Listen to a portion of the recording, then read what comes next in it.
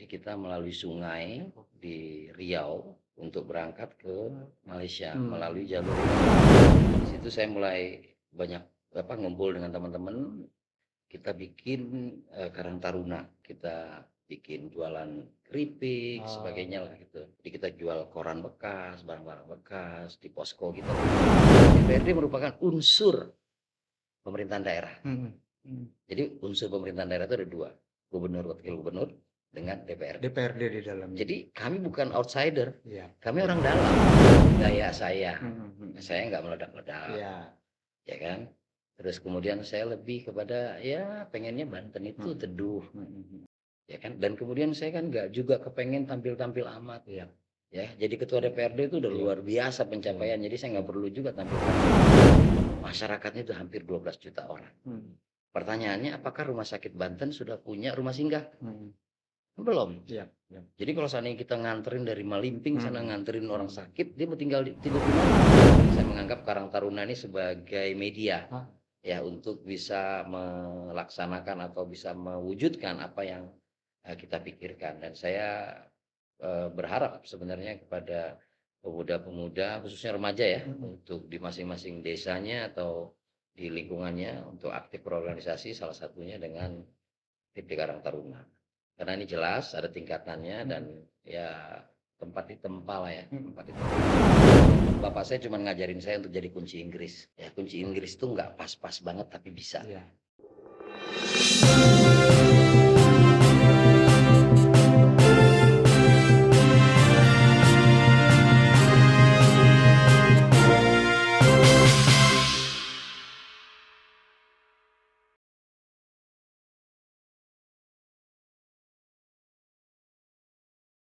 Assalamualaikum warahmatullahi wabarakatuh. Salam kesetiakawanan sosial.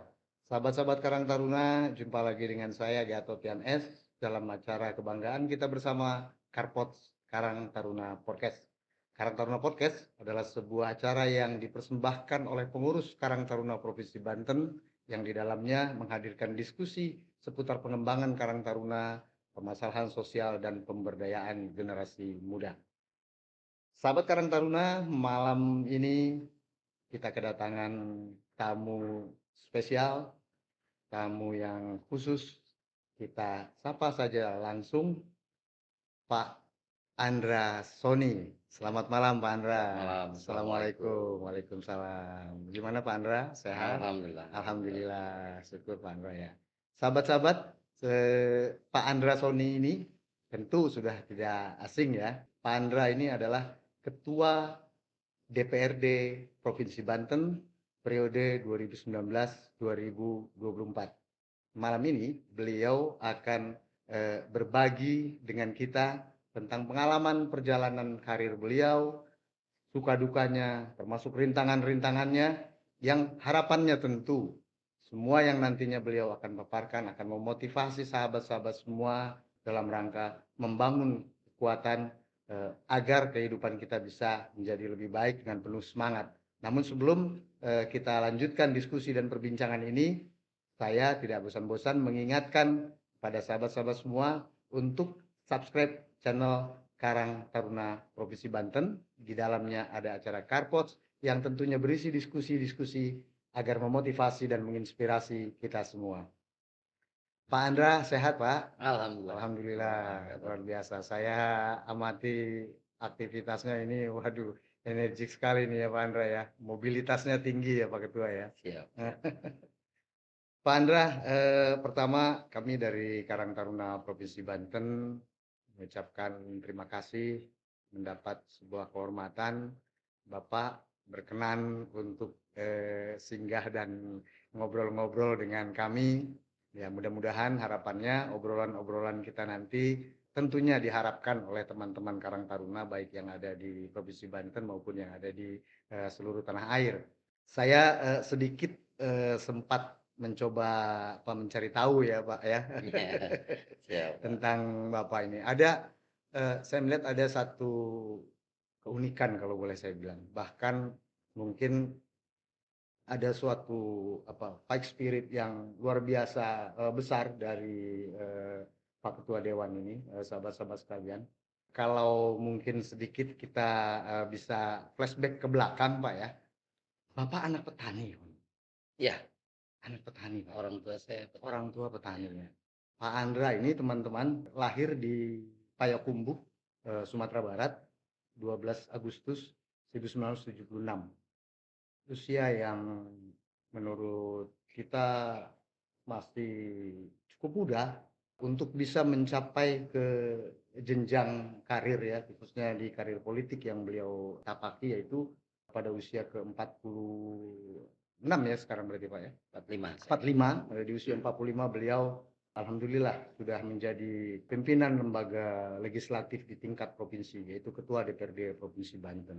Bisa sedikit Pak berbagi dengan kita, bagaimana sih prosesnya? Kok Bapak dari dulu dari Sumbar yang awalnya hanya mengikuti orang tua yang sebagai petani, gimana cara ringkas Pak biar teman-teman ini bisa mendengar perjalanan Bapak gitu Pak? Ya betul, orang tua saya petani.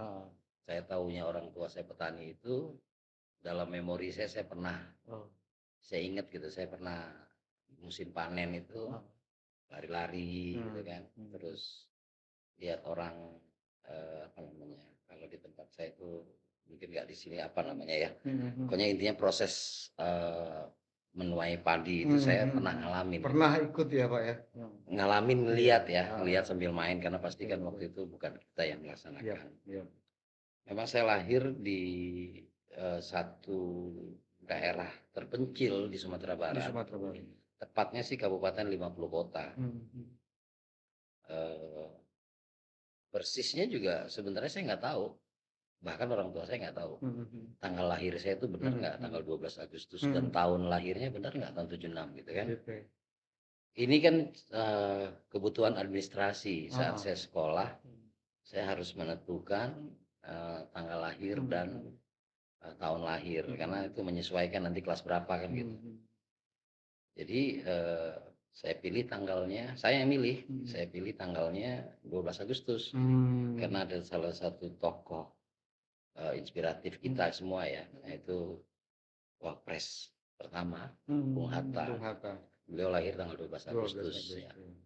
Nah, kemudian kalau terkait dengan tahunnya, saya nyamain aja sama teman-teman seangkatan saat itu, tahun 76 gitu. Apakah saya lahir tahun 75, apakah saya lahir tahun 74, saya juga nggak tahu persis. Karena memang namanya di desa, listrik belum ada, pencatatan sipil saat itu belum seperti sekarang. Itu kurang lebih ya latar belakang keluarga. Saya lahir di Sumbar, kemudian memang saya mengenyam pendidikan dasar itu pertama kali di Malaysia. Ya, saya cerita tentang Malaysia, saya tertarik juga nih Pak. Saya dengar Bapak pernah ikut orang tua menjadi TKI di Malaysia. Iya. Ya itu tadi latar belakang keluarga petani. Belakangan saya baru tahu kalau ternyata bapak saya buruh tani. Buruh tani. Bukan yang punya sawah. Jadi buruhnya Pak. Buruh tani. Nah kemudian memang mungkin saat itu di kampung saya itu banyak yang merantau ke Malaysia. Nah tahun 83, seingat saya ya, 83 itu orang tua saya memilih memutuskan untuk mencoba mengadu nasib ke Malaysia. Jadi saya sama bapak saya itu dibawa ke Malaysia. Nah saya ingat proses perjalanannya, karena ini kan bukan perjalanan biasa, karena ini kan ke negeri orang. Jadi kita melalui sungai di Riau itu ke nama satu daerahnya Bengkalis namanya, Bengkalis. Jadi sempat seminggu lah ya di sekitar pantai di daerah Bengkalis sana untuk berangkat ke Malaysia melalui jalur ilegal. Jadi dulu itu disebutnya pendatang haram. Kalau sekarang kan sudah diperhalus disebutnya ilegal. Ya, kalau dulu di Malaysia itu disebutnya pendatang haram. Jadi kami menyeberangi Selat Melaka itu menggunakan jasa tekong namanya. Tekong itu calo lah ya, calo yang menjanjikan pekerjaan di sana. Nah, saya berangkat dengan orang tua saya karena saya punya adik, adik saya masih bayi itu dengan ibu saya. Nah, kemudian saya dengan bapak saya dapat tugas ngurusin saya gitu kan, karena saya masih umur 6 atau 7 tahun saat itu. Nah, kita menyeberang Selat Malaka itu berangkat tengah malam, itu 6 jam perjalanan dengan perahu tempel. Jadi perahunya nggak terlalu besar, mungkin sebesar meja ini tapi agak panjang, dan isinya penuh. Dan kita harus melewati satu jalur terramai ya, jalur Selat Malaka. Ya itu 6 jam ya, saya lihat kapal-kapal besar. Kalau kapal besar lewat itu ya ombaknya juga tinggi. Nah, waktu itu masih kecil seneng gitu. Pas sudah gede saya bilang, baru berasa itu saya nyawa maut saya ya. maut ya kan. Nah, di situ saya meyakini bahwa udah urusan maut itu udah urusan yang maha kuasa. Nah, saya sampai di namanya Batu Pahat di Malaysia itu, di negeri Johor ya. Nah, di situ proses masuknya juga namanya ilegal. Ya ada proses kayak razia, kayak gitu-gitu, jadi ya sembunyi-sembunyi. Sampai 2 hari kemudian itu baru sampai di tempat yang dituju. Dan orang tua saya hari pertama langsung bisa kerja. Jadi apa namanya, buruh kelapa sawit. Di perkebunan sawit. Kelapa sawit. Saya di negeri Pahang. Di negeri Pahang namanya. Nah, di sana seminggu, karena waktu itu tahun ajaran baru di Malaysia, itu tahun ajaran barunya Januari. Nah, saya didaftarkan sekolah. Alhamdulillahnya orang tua saya ini, dan kemudian sebagai ilegal pun di sana untuk tingkat dasar tuh diperkenankan untuk sekolah. Dan saya sekolah di Sekolah Kebangsaan Bandar 14 namanya. Saya masih ingat karena memang saya senang banget bisa sekolah gitu kan. Jadi ya saya pakai bahasa Minang, ya di sana pakai bahasa Melayu. Itu karena masih minggu-minggu pertama, minggu penyesuaian lah. Nah, saya sekolah di sana sampai kelas 5 SD. Nah, kemudian kelas 5 SD untuk naik ke SMP itu udah boarding. Nah, kalau boarding udah beda tempat. Nah, sehingga diperlukan dokumen. Nah, saya kan nggak punya dokumen. Ya, paspor pun nggak punya. Kita berangkat nggak ada paspor dan lain-lain. Jadi akhirnya waktu itu saya suka pelajaran sahabat pena ya namanya. Kalau di sini sahabat pena lah, menulis-nulis surat. Nah, orang yang selalu saya tulis suratnya itu kakak kandung saya yang kebetulan baru menikah dan tinggal di Jakarta. Nah, di dalam sahabat pena itu, dalam proses itu tugas belajar sebenarnya. Saya sampaikan keinginan saya pengen lanjut sekolah. Dan alhamdulillah kakak saya merespon, meminta kepada orang tua saya untuk dikirim pulang. Itu sih ininya. Itu proses awalnya. Gitu. Luar biasa teman-teman ya, kalau kita dengar tadi sempat mengikuti sebuah danger trip ya, kalau kita boleh bilang ya Pak Ketua ya, dengan perahu kecil yang sebenarnya tidak memenuhi standar keamanan, harus menyeberangi Selat Malaka ya. Iya, namanya ilegal ya. Memang kala itu beliau lalui. Dan teman-teman semua, perjuangan Pak Andresoni tidak berhenti sampai di situ. Karena saya sempat mendengar cerita juga pada saat beliau mengikuti pendidikan SMP, karena kesulitan biaya transportasi pulang pergi, beliau itu seringkali menginap di rumah orang gitu ya Pak ya. Karena kalau harus pulang ke rumah jauh, mungkin terkendala di ongkos gitu Pak. Iya, macam-macam ongkos. Benar ya seperti itu Pak ya? Iya. Sampai harus tinggal di rumah orang gitu ya Pak. Kelas SMP kelas 2 lah ya. SMP kelas 2. Tapi alhamdulillah ada yang berbaik hati mau menampung gitu Pak ya. Iya, saya juga nggak pernah nyangka juga, dan memang itu bagian dari proses hidup saya ya. Kakak saya itu ngontrak di daerah Hajinawi tadi yang saya cerita, di Jakarta Selatan. Kemudian beli rumah lah ya, BTN, bayar tapi nyicil. Itu di daerah Ciledug, Tangerang, tempat domisili saya dan sekarang dapil saya. Itu sekitar tahun 89. Nah, karena waktu itu sistem untuk pindah sekolah, karena saya baru masuk SMP waktu itu, nggak semudah sekarang lah ya. Jadi ya sekolah tetap harus sekolah yang lama. Sekolah yang lama itu perlu perjalanan 1, 2, 3, 4 kali naik kendaraan umum dari Ciledug ke sana.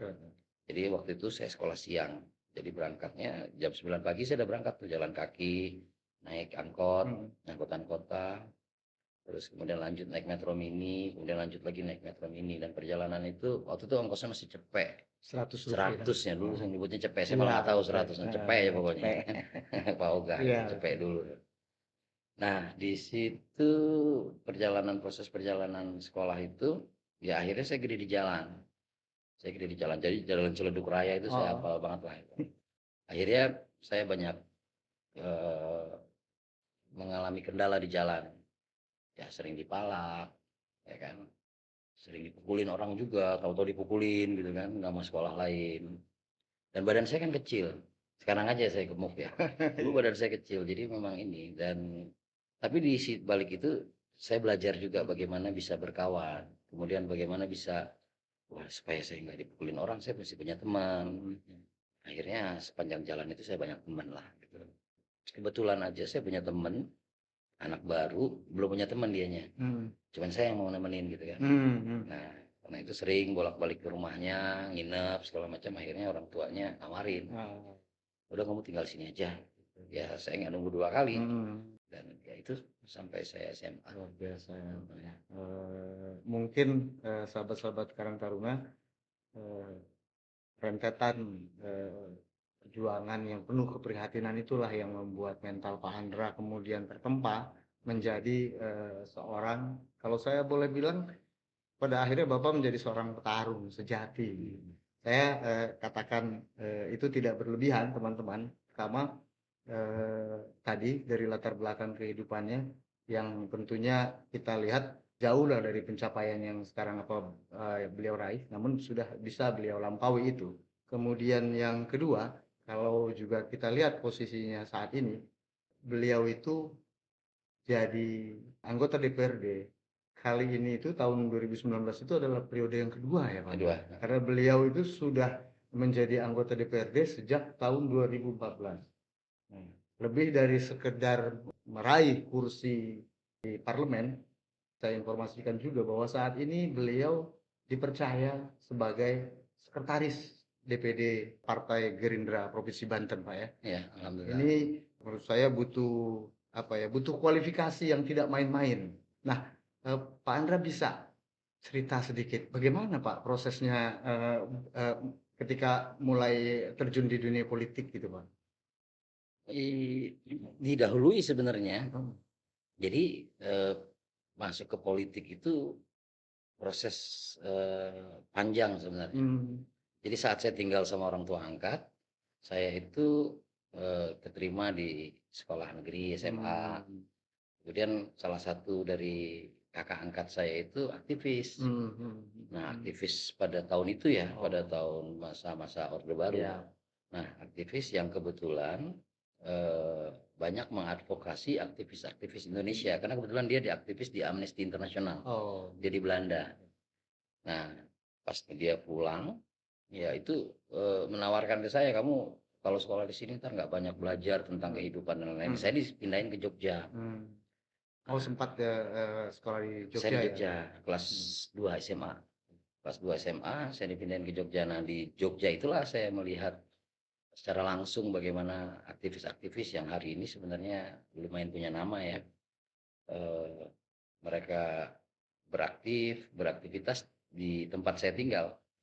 Dan kebetulan saya lihat langsung lah proses-proses mereka. Walaupun saya nggak ikutan, karena bagi saya fokusnya waktu itu sekolah. Nah, di situ saya lihat ada, ya saya nggak perlu sebut lah nama-namanya, tapi yang jelas dari beberapa partai gitu ya, sekarang punya nama lah di Indonesia.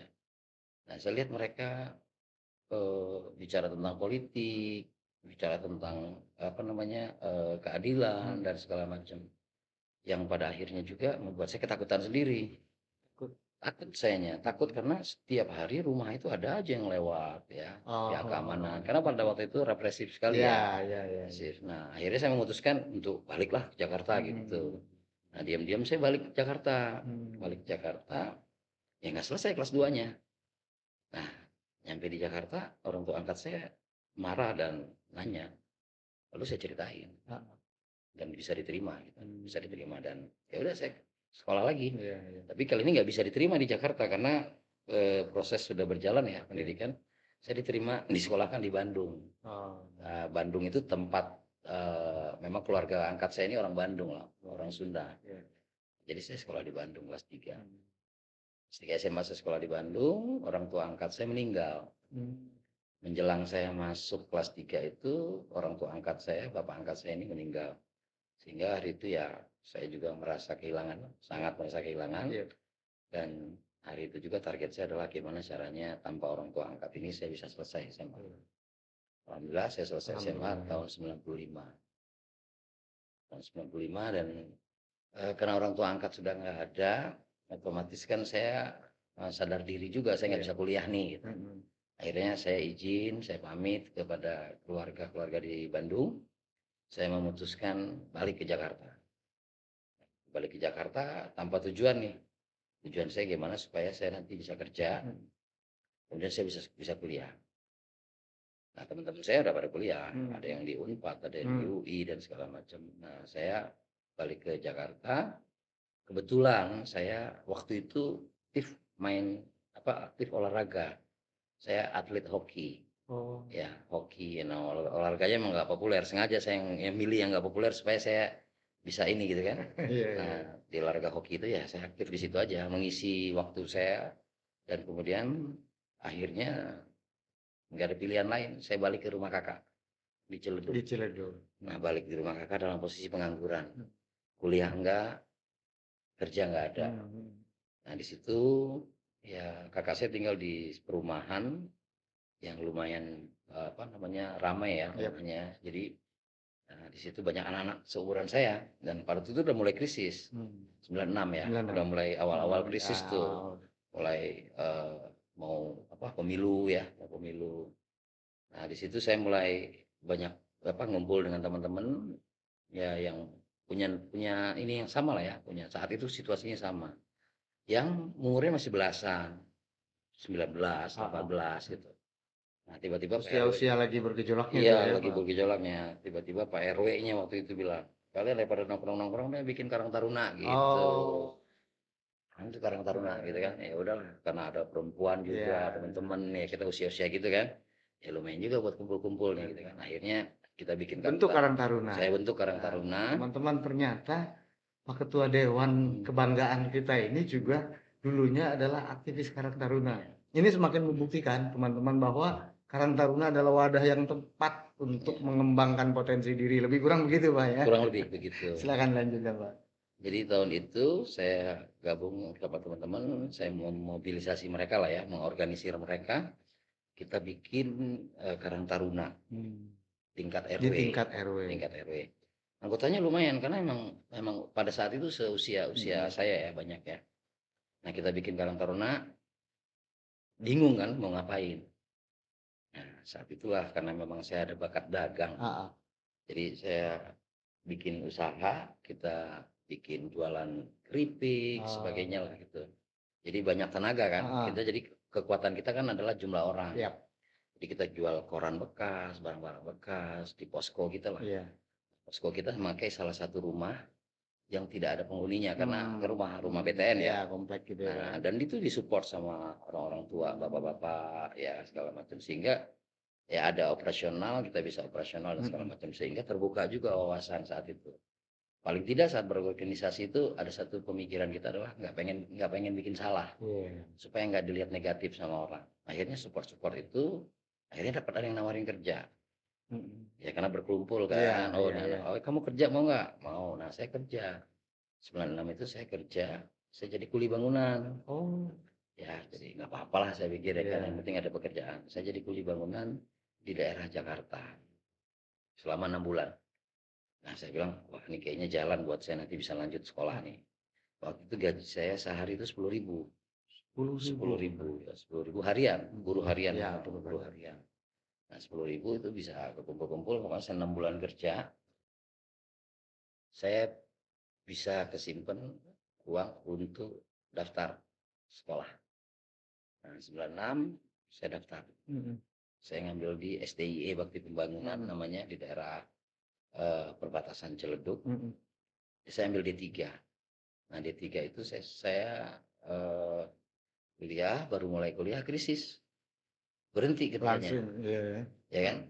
97 makin kenceng nih krisisnya. Saya terpaksa harus cuti. Nah, saya cuti, saya pengangguran lagi. Saya balik lagi ke Karang Taruna. Kumpul-kumpul lagi sama teman-teman. Ya dari situlah ngobrol, cerita. Ya memotivasi diri aja bareng-bareng gitu. Motivasi diri. Karena memang saya tahu bahwa Saat itu memang media saya hanya ada Karang Taruna, ya kan, Karang Taruna tingkat RW nih. Nah, saya nggak kenal yang tingkat lurah, tingkat ini saya nggak kenal. Karena tujuan saat itu adalah, ya saya punya tempat untuk berorganisasi, saya punya tempat untuk bagaimana ide-ide itu bisa jalan. Dan alhamdulillah teman-teman saat itu bisa jalan bareng kita. Dan 97 saya dapat rezeki lagi, ada yang nawarin, teman SMA saya nawarin kerja untuk jadi pengantar surat. Modalnya motor. Kebetulan kakak saya punya motor. Saya masih ingat motornya F1 ZR. Sampai hari ini motornya masih ada. Masih ada. Masih saya simpen. Motor sejarah. Motor sejarah. Nah, dari motor itu ya saya kerja jadi tukang pengantar surat, messenger. Ya kalau orang bilang kurir. Kurir sekarang. Nah, kurir. Sekarang kurir. Nah, saya jadi kurir. Nah, itu karir saya. Sampai sekarang saya masih beraktivitas di bidang yang sama. Tahun 97 setelah cuti itu karena ada uang lagi, saya kuliah lagi. 98 krisis lagi, saya terpaksa cuti lagi. Jadi total saya menyelesaikan D3 saya 5 tahun. 5 tahun D3, Pak. Iya, hampir nirem saya habis. Nomor induk registrasi mahasiswa. Kalau seandainya itu habis, saya mesti daftar lagi. Nah, akhirnya saya bisa selesai selama 5 tahun diploma 3-nya. Alhamdulillah. Itu yang ininya. Baik, Pak Andra, luar biasa sekali ya, teman-teman. Jadi belum nyampe ke politik tuh. Belum ya, Jauh, masih jauh. bagaimana proses beliau mengarungi kerasnya hidup ya Pak ya, agar baru sampai pada titik bagaimana beliau survive kalau menurut saya. Survive, bagaimana beliau survive saja, ini sudah luar biasa sekali Pak Ketua ya. Kemudian kira-kira Pak, bagaimanapun itu sudah Bapak lalui, Bapak sudah menuai hasil dari segala macam jeripaya, keringat, air mata, katakanlah sudah apa ya, sudah dicurahkan semuanya. Pada titik pencapaian seperti ini, kira-kira siapa yang menurut Bapak paling berjasa dalam kehidupan Bapak sehingga bisa melewati masa itu dan bisa mencapai apa yang sekarang Bapak raih? Ya pasti orang tua ya. Orang tua ya. Orang tua, karena memang motivasi saya itu salah satunya. Tapi di politik orang tua support juga Pak, ketika Bapak coba masuk sana ya? Ya ada ceritanya juga. Oh gitu. Saya bilang, gimana? belum nyampe. Belum sampai masih panjang, makanya waktunya cukup nggak? Gitu. Cukup Pak. Jadi 98 tuh ya, 98 saya kuliah lagi, ya terus ada krisis sekitar bulan Mei itu mahasiswa itu menduduki gedung DPR ya. Nah, saya kebetulan kampus saya ini nggak terlalu aktif di organisasi-organisasi kemahasiswaan dan saya memang juga aktif karena kelas malam kan. Nah, sambil nganter-nganter surat itu, saya mampir ke gedung DPR, ya kan, karena lagi rame dan kemudian boleh bisa masuk tuh, karena ujung-ujungnya inilah ujung-ujung Pak Harto. Awal-awal reformasi ya Pak ya. Menjelang itu dong, menjelang runtuhnya Orde Baru. Wah, saya pengen ikut nih, saya lihat, saya bisa masuk tuh ke gedung DPR, kayak gini ya gedung DPR segala macam gitu kan. Padahal waktu itu Bapak statusnya adalah kurir pengantar surat. Kurir pengantar surat sambil kuliah, saya jadi bawa tas aja. Tapi saya punya kartu mahasiswa. Ya. Nah, itu saya lihat, oh di situ sekitar tanggal 20 Mei malamnya. Jadi Pak Harto udah jatuh. Harto udah jatuh, udah mengundurkan diri. Jadi euforianya lah gitu. Jadi saya bisa masuk tuh ke apa namanya Nusantara 1, Nusantara 2, 3 gitu. Saya bisa lihat pada akhirnya sekarang tuh saya masuk ke situ mah. Udah bisa masuk aja gitu kan. Kalau dulu saya ngelihat dan nggak berubah kan kayaknya. Nah, selesai itu ya udah mulai kerja lagi. Nggak hiruk pikuk politik, saya nggak terlalu ngikutin karena saya harus selesai kuliahnya. Nah, dari kurir itu saya mencoba menawarkan diri ke pimpinan. Nah, untuk saya pengen nyoba jadi sales. Pimpinan saya bilang, ini nggak ada gajinya. Saya bilang, sama juga sekarang saya juga nggak ada gajinya gitu kan. Penghasilan saya cukup buat ganti oli karena saya pakai motor 2 tak. Itu rasa ganti oli kan. Nah, boros lah pokoknya memang. Nah, alhamdulillah saya diterima dan saya belajar lah tentang menawarkan sesuatu, menawarkan jasa kepada ini. Dan di situ terasa sama saya, nggak gampang loh nawarin. Ini sebenarnya ada hubungan dengan karir politik saya. Jadi saya belajar tentang canvassing. Jadi saya belajar keliling dari pintu ke pintu, door to door gitu, untuk menawarkan jasa. Nah, dalam perjalanan itulah akhirnya saya dipercaya jadi kepala cabang, kemudian dipercaya jadi sales manager, sampai saya akhirnya jadi orang nomor 2 lah di kantor itu. Sekitar tahun 2000 dan bertepatan dengan 2001, bertepatan dengan saya lulus diploma 3. Lulus diploma 3 dan lulus diploma 3 ini bagi saya sebuah kebanggaan karena di antara kami berenam, saya berenam adik kakak. Itu yang saya yang pertama lulus SMA dan kemudian saya yang pertama pakai toga. Jadi tujuannya atau kebanggaan saya adalah di rumah saya di kampung sana itu ada foto saya pakai toga dan orang tua saya bangga sekali ya melihat itu ya. Saya hadirkan. Ya, walaupun orang tua saya nggak tahu kalau udah kamu lulus kuliah. Orang tua saya nggak tahu itu saya S1 atau apa, yang jelas anaknya sarjana. Padahal ada mudanya di belakang di diploma 3. Nah, itu udah ada dan hari itu saya merasa tugas saya kepada orang tua saya terkait dengan pendidikan sudah bisa ditunaikan. Ya, bisa ditunaikan walaupun itu bukan ekspektasi orang tua saya. Ya, bukan ekspektasi orang tua saya, tapi bagi saya itu sebuah pencapaian. Ya, bagi saya sebuah pencapaian padahal di kampung saya banyak yang sudah insinyur dan lain-lain, tapi bagi saya yang penting saya sudah punya foto wisuda. Ya, alhamdulillah gitu. Nah, setelah itu baru saya mulai lebih serius dalam bekerja karena ada rasa percaya diri sedikit. Baru saya berkarir sampai akhirnya saya punya perusahaan sendiri. Bisa punya perusahaan. Saya punya perusahaan sendiri. Ini saya lewatin ya, proses menikah saya lewatin nih. Betul. Karena teman-teman pasti nggak mau denger lah soal menikah mah umum ya gitu kan. Udah punya rezeki pasti pengen nikah. Betul. Nah, saya akhirnya punya usaha sendiri di tahun 2005. Tepatnya 2005 saya punya usaha sendiri. Nah, saya kebingungan tuh nyari nama. Akhirnya saya bikin perusahaan namanya AS Express. AS Express. Ya, inisial itu sebenarnya AS itu inisial dari Andra Sony. Express itu cepat. Tapi nggak bisa kan bikin PT itu harus 3 suku kata. Maka saya buat PT-nya menjadi PT Antaran Sukses Express. Makanya AS Express. Ya, PT-PT-an lah. Tapi alhamdulillah PT itu bisa mempekerjakan orang. Kawan-kawan saya dan saya bisa menggantungkan hidup di situ. Dan kemudian ya alhamdulillah berkembang. Dan saya memilih pekerjaannya itu sesuai dengan apa yang saya alami sejak tahun 97. Mengantarkan amanah orang gitu ya. Orang nitipin harus nyampe nih. Nah, salah satu yang saya kerjakan adalah pengiriman barang-barang TKI. Jadi ada nostalgianya tuh secara nggak langsung tuh. Jadi ada kaitannya. Ada korelasinya. Ada korelasinya barang-barang TKI dari luar negeri ke Indonesia saya antar sampai ke rumah-rumah mereka. Dan akhirnya alhamdulillah saya menjadi salah satu perusahaan yang fokus di bidang itu dan kemudian berkembang. Saya menjadi mungkin ya kalau ada dibuat polling mungkin saya bisa jadi salah satu perusahaan terbesar yang mengurusi barang-barang TKI. Dan salah satu negara yang saya layani adalah Malaysia. Oh gitu. Saya balik lagi ke Malaysia itu Tapi bernostalgia. dalam rangka sekarang beda, ini jadi pengusaha. Buka perusahaan ya, dan ya. pakai paspor. Ya, jadi saya melewati imigrasi. Sudah tidak ilegal lagi. Tidak ilegal lagi. Dan itu saya alami gitu. Dan itu saya bangga banget. Itu pencapaian bagi saya, pencapaian pribadi ya. Pencapaian pribadi, saya datang dulu ilegal, keluarnya ilegal. Kemudian saya balik lagi ke sana dalam posisi saya yang ditunggu oleh imigrasi, dilihat paspornya, dilihat fotonya cocok. Dan pertama saya nyampe di sana, saya langsung sewa travel untuk ke tempat saya kecil. Dan nggak ada yang kenal saya. Nyampe di sana teman-teman saya udah nggak ada, karena emang itu kan kelapa sawit ya, orang pindah-pindah. Tapi tempat saya tinggal, sekolah saya masih ada. Sempat Bapak datang. Saya foto-foto di sana. Saya foto-foto di sana. Ya, tempat saya mandi di kali, ya pokoknya saya balik lagi ke sana. Setelah itu saya bermitra dengan orang di Malaysia. Jadi saya menjadi custom brokernya di Indonesia.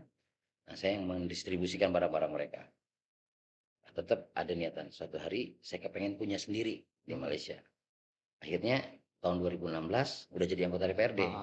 Di satu kesempatan saya ambil cuti, saya berangkat ke Malaysia, saya bikin sendiri di sana. Karena kan kakak-kakak saya masih di sana. Akhirnya saya bikin perusahaan di sana. Ya kan nggak mungkin AS Express lagi, nggak laku di sana nanti kan. Saya bikin namanya AL. Ya, AL beliau itu sebenarnya antaran logistik. Tapi yang dalam hati saya sendiri sebenarnya AL itu inisial dari Alhamdulillah. Alhamdulillah. Jadi alhamdulillah akhirnya saya punya kantor di Malaysia, tempat di mana dulu saya di sana dianggap sebagai pendatang haram. Pendatang yang gelap ya. Dan itu semua tanpa rencana. Saya nggak punya rencana khusus. Suatu Suatu hari saya mau nggak ada, begini ya. suatu hari nggak ada. Semuanya berjalan. Semuanya berjalan. Nah, setelah jadi pengusaha banyak dong kenalan. Iya. Banyak kenalan, kemudian segala macam. Mulai itu ada yang narik-narik ke politik. Yuk kita di sini ngobrolin politik, ngobrolin kurs, ngobrolin apa segala macam.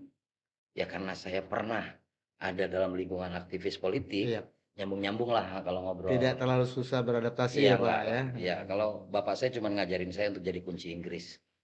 Ya kunci Inggris itu nggak pas-pas banget tapi bisa. Ya kan? Jadi kalau ukuran besar dia bisa, ukuran kecil juga dia bisa. Nah, pasti dia bisa fleksibel, mengakses semua ukuran gitu Pak ya. Tapi nggak pas-pas banget gitu. Jadi kalau dibilang bukan ahli-ahli banget. Nah, di situ 2013 menjelang pemilu, ya saya bergabung dengan Partai Gerindra. Saya bergabung dengan Partai Gerindra. Ya memang alhamdulillah ya, dalam perjalanan hidup saya itu saya banyak dibantu orang. Saya banyak ditolong orang. Dan ya membuat saya ya bagi orang ya banyak keberuntungan lah. Bagi saya juga begitu. Jadi saat saya bergabung dengan Partai Gerindra, ya Gerindra kan baru 2 kali ikut pemilu itu ya. Ikut yang kedua kali. Saya terpilih. Ya, itu yang saya pakai adalah konsep canvassing. Saya door to door. Jadi semua rumah saya datangin. Dulu saya nawarin orang untuk berkirim surat. Kalau sekarang saya datang menawarkan diri saya untuk menjadi wakil mereka di DPRD. Ya pendek cerita saya alhamdulillah terpilih di periode pertama 2014-2019. Nah, usaha masih jalan. Cuma ya konsekuensinya ya agak ngedrop lah. Karena memang bidang saya nggak ada urusannya dengan pemerintahan. Urusan saya clear, urusan ngangkut-ngangkut bus, ya, ngangkut-ngangkut kardus aja urusan saya. Nah 2014 dalam perjalanan di periode itu partai mempercayakan saya untuk menjadi salah satu pimpinan di tingkat kota. Jadi saya jadi 2016 kalau nggak salah saya jadi ketua Dewan Pimpinan Cabang Gerindra Kota Tangerang. Jadi di periode pertama dulu saja sudah dipercaya oleh partai untuk memimpin ya. Ya, DPC ya, level DPC ya, level DPC. Di DPC saya jadi ketua DPC selama 6 bulan. 2017 saya ditunjuk dan diperintah untuk menjadi sekretaris DPD. Dan alhamdulillahnya saya dapat rezeki lagi nih. Saya jadi sekretaris DPD itu dimentori langsung oleh ketua DPD saya yang pada zaman saya di Jogja itu saya cuma dengar namanya. Namanya Haji Desmond Junaidi Mahesa. Ya idola saya lah gitu ya, idola saya. Alhamdulillah itu. Jadi ya saya belajar dari dia langsung, mentor dia langsung, ya kami sama-sama memimpin Partai Gerindra di Provinsi Banten untuk menghadapi pemilu 2019. Dan alhamdulillah berkat kerja keras semua pihak, ya semua kader dan dukungan masyarakat, kami jadi partai pemenang. Di Provinsi Banten tingkat DPRD provinsi. Dan alhamdulillah juga rezeki saya lagi. Saya ditunjuk dipercaya untuk menjadi ketua DPRD. Awalnya sempat takut juga saya. Begitu Pak ya. Jadi ketua DPRD ini harus ngapain gitu. Ya tapi tadi saya memang dimentori sama orang-orang yang memang perjalanan hidupnya juga lebih dari saya gitu, lebih suffer dari saya. Ya udah jadi ketua DPRD, pertama kali megang palu aja jatuh palunya, kan saking groginya gitu. Tapi ini sebuah pencapaian pribadi lagi, sebuah pencapaian pribadi ya buat saya, buat keluarga saya, ya buat anak-anak saya. Bahwa sekarang saya jadi ketua DPRD Provinsi Banten, sehingga itu mengharuskan saya untuk lebih hati-hati dalam bicara, untuk lebih hati-hati dalam berbuat, lebih hati-hati lagi dalam menggunakan segala pikiran dan lain-lain. Nah, saya sekarang jalanin, saya masih proses belajar, mudah-mudahan saya bisa belajar lebih baik. Dan saya nggak punya target juga, mau jadi apa lagi saya nggak punya target, jalan aja. Oke, Pak Andra, menarik ini teman-teman semua. Kita di sesi-sesi sebelumnya barusan tadi sudah kita dengar bagaimana proses perjalanan beliau sampai pada titik pencapaian yang sekarang beliau sudah raih ya. Dan kalau kita lihat sudah sewajarnya lah Pak Andra meraih itu, karena memang tadi melaluinya benar-benar natural, benar-benar dari nol, tanpa support gitu ya. Beliau punya keteguhan dan kegigihan melalui itu. Semoga ini bisa menginspirasi kita semuanya.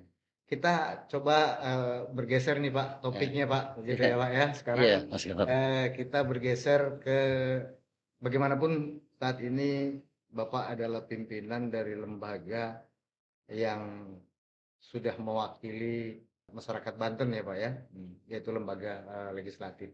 Tentu ada tanggung jawab yang tidak sedikit nih Pak ya, terkait dengan tanggung jawab tupoksi dari DPRD itu sendiri gitu Pak. Nah, kita teman-teman ini pengen tahu nih Pak, di usia Banten yang sudah 21 tahun ini Pak, seperti apa birokrasi yang sampai titik ini sudah berjalan Pak, di mata Pak Andra? Iya. Kalau nggak salah saya, Siap. nanti mau dikoreksi. Banten ini kan salah satu daerah pemekaran pertama ya. Iya.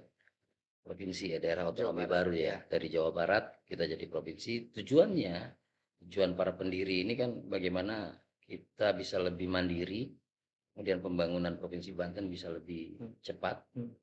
Dan alhamdulillah 21 tahun kalau kita bicara tentang pembangunan jelas ya, kita nggak boleh bilang nggak ada. Tidak dinafikan ya Pak ya. Tidak dinafikan bahwa pembangunan itu berjalan dari beberapa kali kepemimpinan ya kan. Nah, ditanya apakah hari ini sudah sudah baik gitu kan. Ya saya bisa katakan ya kita sudah ada di rel yang betul.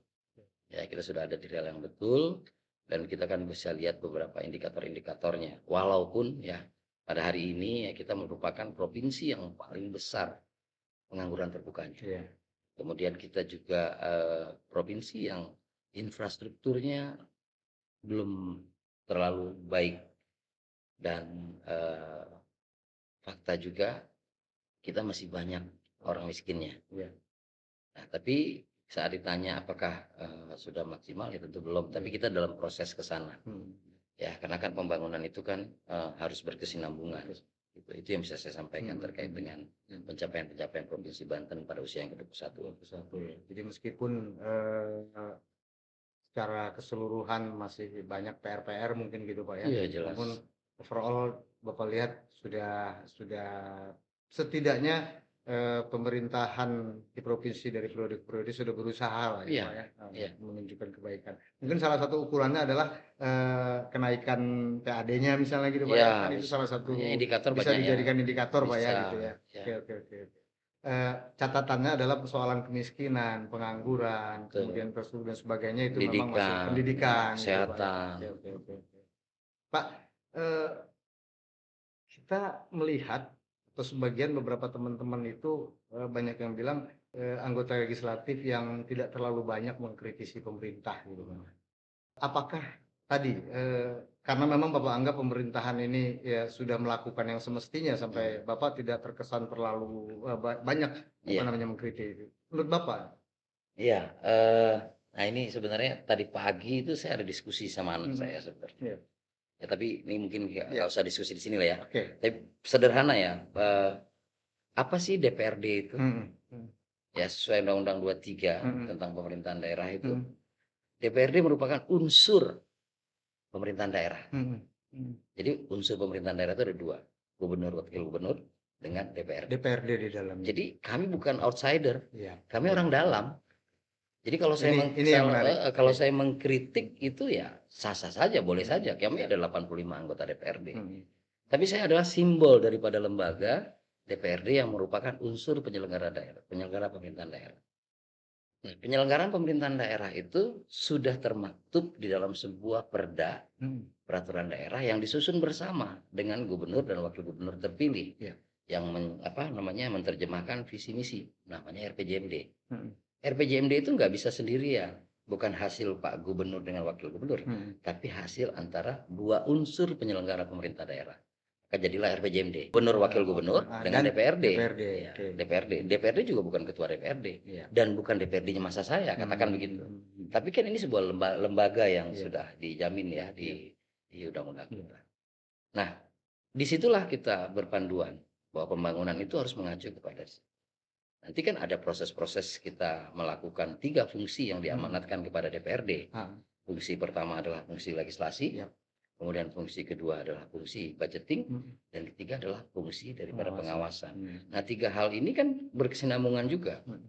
Saat kita melakukan, Pak Gubernur mengajukan kepada kita nota keuangan terkait dengan terkait dengan APBD, itu kan dibahas bersama-sama dengan DPRD. Di situ kesempatan kita untuk memperbaiki. Masa kita mau kritik yang memperbaiki? Ya, oke, kita bahas sama-sama, kita susun sama-sama. Dan kemudian kita punya medianya lagi. Nanti adalah sahkan menjadi peraturan daerah. Nah, peraturan daerah juga produk kita, produk DPRD bersama-sama dengan gubernur, wakil gubernur.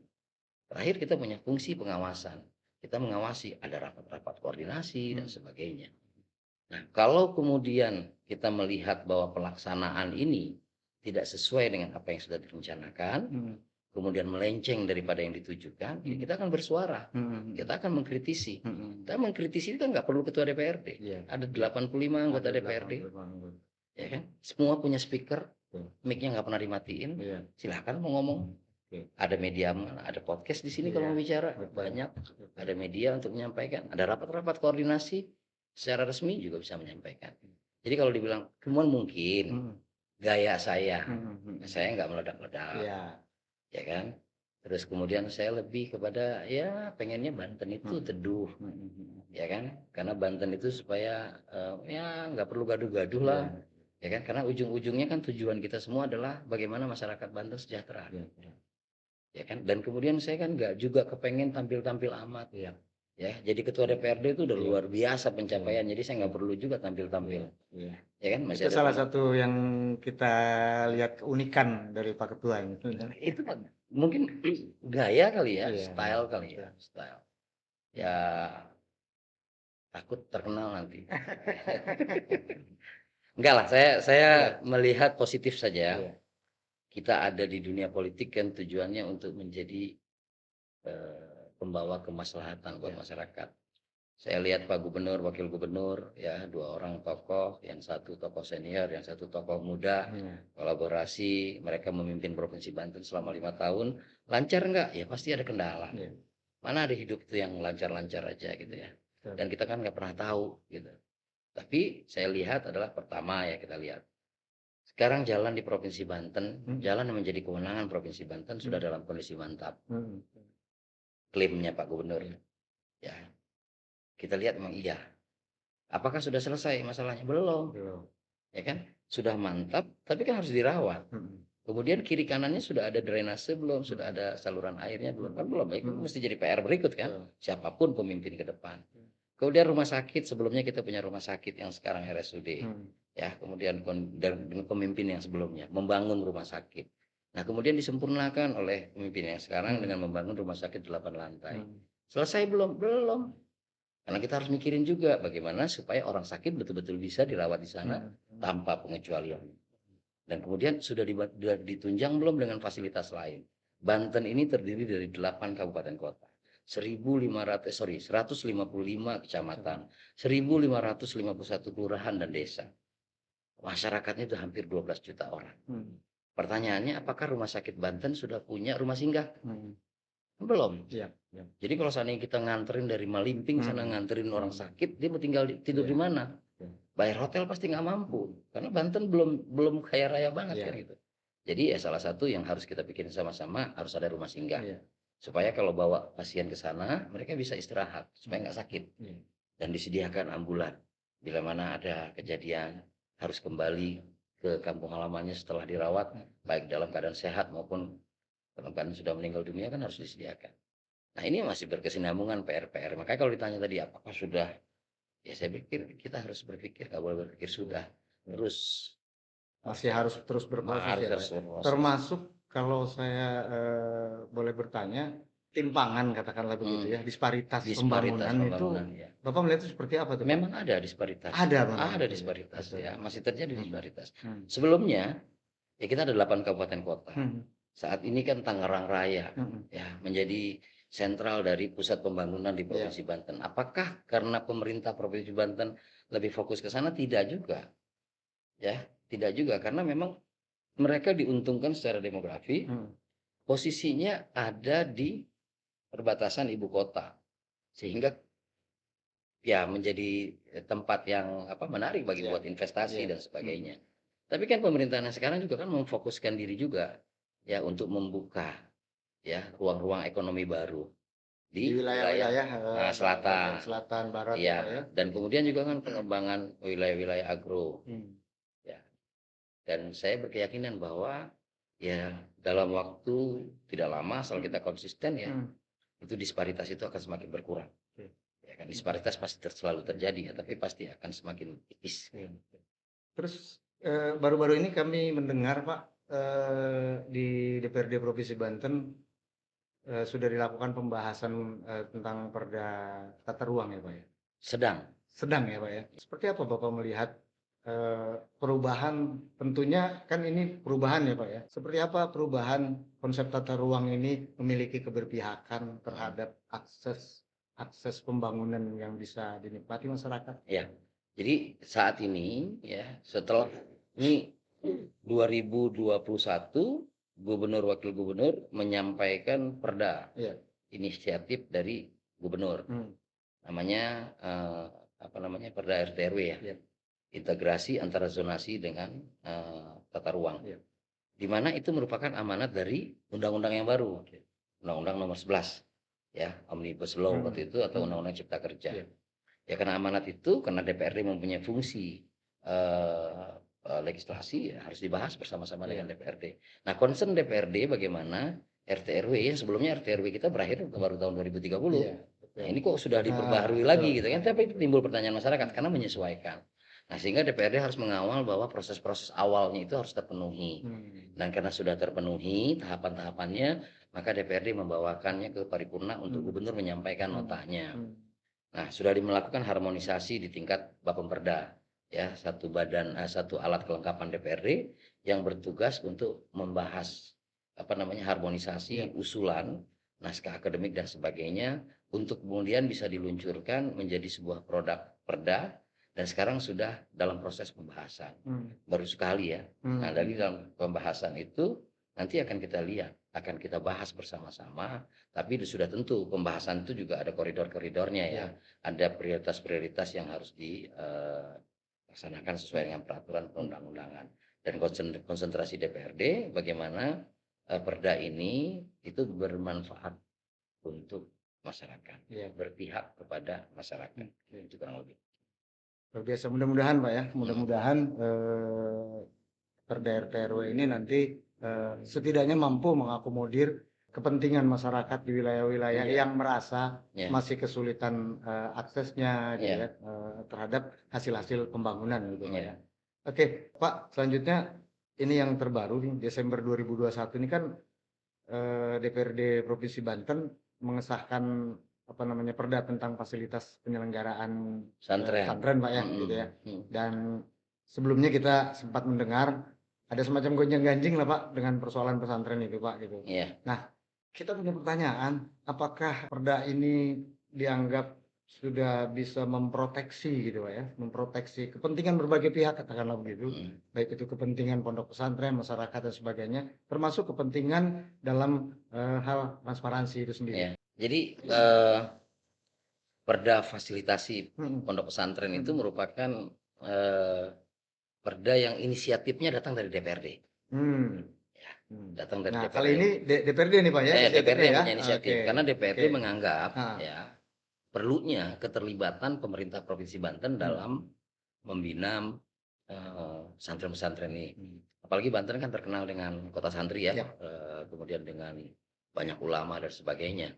Nah, pesantren kita kan kebanyakan pesantren yang kobong dan lain-lain gitu ya. Jadi sehingga perlu tradisional Pak ya. Tradisional ya. Sehingga perlu keterlibatan, maksudnya perlu aktifnya pemerintah Provinsi Banten mensupport. Walaupun sebenarnya tanpa support pemerintah juga pesantren-pesantren kita sudah berjalan dari zaman dulu gitu kan. Nah, kehadiran pemerintah itu diperlukan untuk mensupport jalannya dan sebagainya lah gitu ya. Nah, saya pikir ini sebenarnya sempat tertunda. Ya, kita majunya udah lama karena nggak ada cantolannya sebelumnya. Nah, sekarang sudah ada lahir kan dari undang-undangnya, undang-undang pondok pesantren kan sudah ada. Sehingga ya semakin kuat kehadiran negara, kehadiran pemerintah dalam menyukseskan proses pendidikan yang ada di pondok pesantren. Itu sih tujuannya. Itu tujuannya. Dan kalau boleh kita tanya, Pak, dalam penyusunannya atau pembahasannya termasuk mempertimbangkan nggak persoalan-persoalan yang belum lama ini sempat ramai tentang hibah pondok pesantren. Hibah pondok pesantren. Itu ada sebelum lahirnya perda ini. Ya, betul. Ya. Dengan adanya perda ini itu kan mengikat ya untuk boleh masuk ke wilayah sana. Tapi kalau bicara tentang pertanyaannya mungkin nggak enak kali ya nanya ke saya. Gimana gitu kan? Niatan daripada program Pak Gubernur dan Wakil Gubernur untuk membantu pondok pesantren ini kan baik tujuannya ya, dengan keterbatasan keuangan kita ya, itu sudah berusaha membantu dari 20 juta naik menjadi 30 juta bahkan sempat direncanakan 40 juta. Rupanya di tengah sebelum sampai ke maksimal itu sudah ada masalah gitu kan. Dan kita tidak bisa menolak ada fakta hukum bahwa di situ ada tersangka dan kemudian sudah ada terpidana. Ya, kalau saya melihatnya permasalahan kita hari ini adalah permasalahan administrasi. Ya, permasalahan administrasi. Setiap apa yang akan kita lakukan itu harus melalui sebuah proses perencanaan. Jadi ya dengan adanya perda ini sudah membuat kita harus membuat rencana terhadap itu. Nah, apa yang terjadi sebelumnya yaitu tadi saya bilang, ya kan? Yang terjadi adalah maladministrasi. Ya, kemudian ada niat tidak baik dari pelaksana ya, dan kemudian ya faktanya ada yang dihukum, ada yang terhukum, berarti ya kita nggak bisa bilang bahwa oh nggak ada apa-apa, emang ada apa-apa gitu kan, dan itu sudah dibuktikan di pengadilan. Nah, dalam tahapan dalam tahapan niat baiknya kan membantu pesantren gitu kan, tapi dalam pelaksanaan ada yang salah dalam pelaksanaan. Nah, ini menjadi concern DPRD ke depan bahwa perencanaan terkait dengan fasilitasi pesantren ini harus lebih terukur, direncanakan dengan baik dan jelas tujuannya apa. Ya, jangan sampai menjadi tujuan politik. Ya, karena kasihan pesantrennya, karena mereka murni ya tujuannya mendidik masyarakat Banten untuk menjadi masyarakat Banten yang berakhlakul karimah. Di sesi-sesi terakhir nih Pak Ketua ya, karena kita ngobrol di tengah teman-teman Karang Taruna yang notabene mayoritas tentu adalah generasi muda, kami ingin mendapat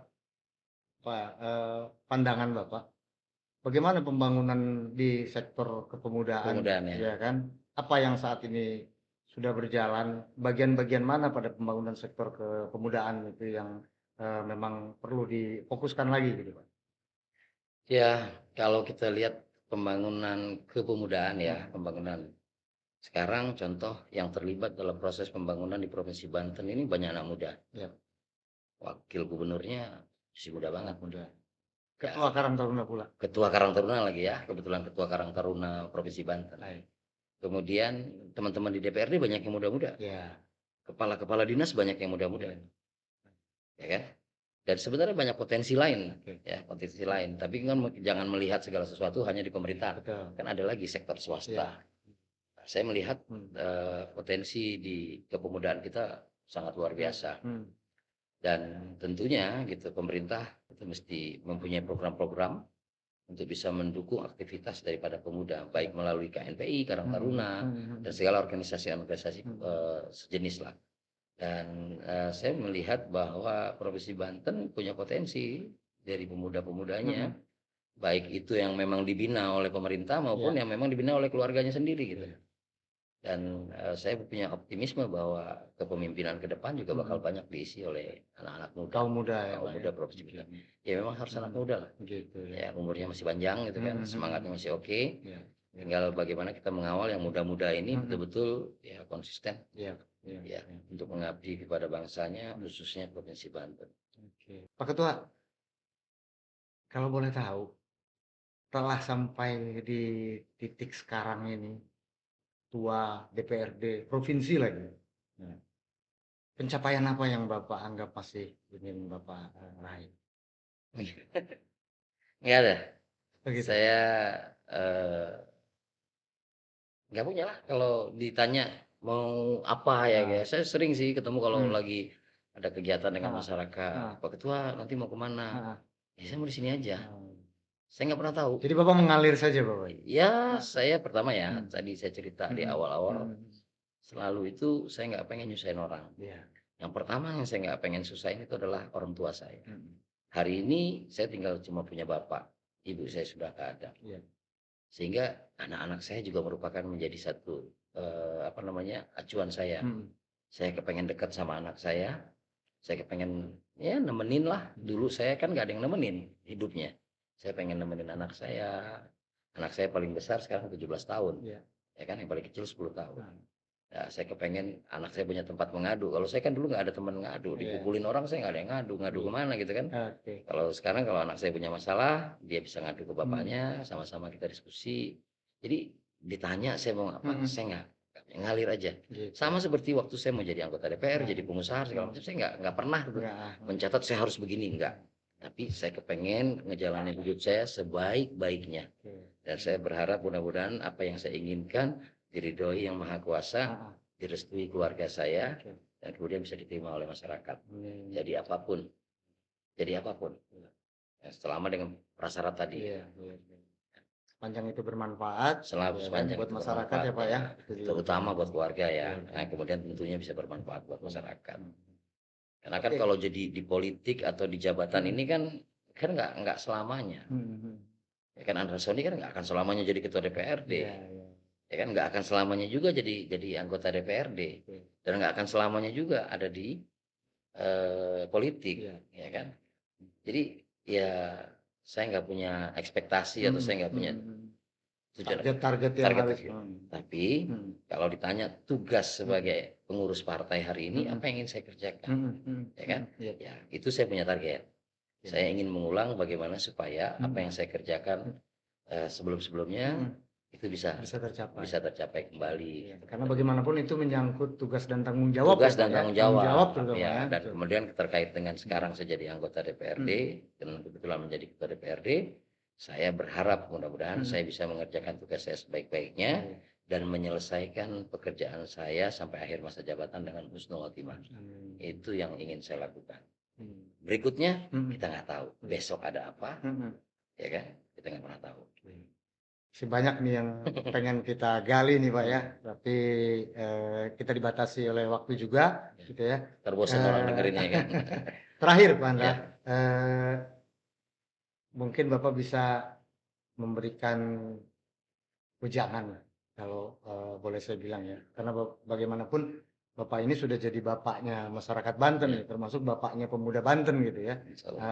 Mungkin Bapak bisa memberikan masukan, wejangan kepada teman-teman Karang Taruna yang sekarang tengah menyaksikan diskusi kita yang ada di Provinsi Banten maupun yang ada di provinsi-provinsi lain di seluruh Nusantara.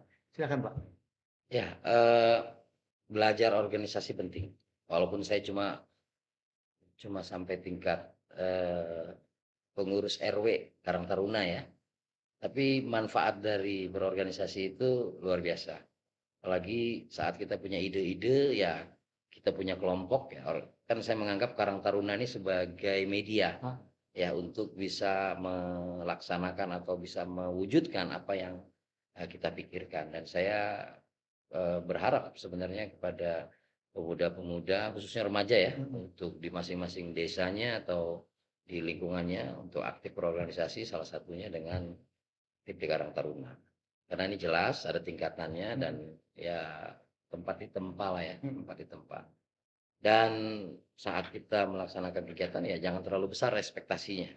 Ya, ekspektasi itu kalau ada orang bilang bercita-cita lah setinggi langit gitu, kalau itu saya nggak ngebantah itu, tapi bagi saya ngalir saja. Tapi yang jelas tujuannya adalah ke arah yang paling baik. Nanti kita kan ketemu tuh cabang-cabang pengen kemana. Disitulah kita dituntut untuk memilih. Ya kalau saya pesannya adalah pilih yang terbaik. Yang paling banyak manfaatnya buat keluarga, yang paling banyak manfaatnya buat masyarakat, itulah yang kita pilih. Baiklah, sahabat-sahabat Karang Taruna, luar biasa sekali kita sudah mendengar banyak cerita dari orang tua kita, Ketua DPRD Provinsi Banten, Bapak Andra Soni. Beberapa poin yang dapat kita simpulkan dari diskusi ini. Yang pertama adalah kegigihan dan keuletan itu adalah salah satu kunci yang bisa membuat kita mencapai sesuatu bahkan yang tidak kita pernah duga sebelumnya. Apa yang Pak Andra tadi ceritakan tentang perjalanan hidup beliau itu tentunya sesuatu yang membutuhkan sebuah keteguhan hati, sebuah keyakinan, dan tentu saja membutuhkan doa terbaik kepada Yang Maha Kuasa. Yang kedua, berorganisasi apapun itu, termasuk kalau beliau tadi berorganisasinya di Karang Taruna, adalah sebuah wadah bagaimana kita bisa menempa diri, bagaimana kita bisa menggali potensi, agar ketika di masa-masa berikutnya, di usia-usia kita yang nanti terus berlanjut, kita dihadapkan pada persoalan apa, kita bisa melaluinya. Karena sadar atau tidak, organisasi itu membuat kita memiliki mental yang lebih siap menghadapi berbagai kondisi dan keadaan. Yang terakhir, catatan yang menurut saya sangat membekas khususnya untuk saya adalah beliau diajarkan oleh orang tuanya untuk fleksibel. Kalau dalam bahasa orang tuanya tadi, jadilah kunci Inggris, gitu ya. Nggak selalu harus sempurna, tapi bisa digunakan di berbagai ukuran. Artinya, jadilah orang yang sebisa mungkin bisa bermanfaat di dalam kondisi dan situasi apapun, gitu.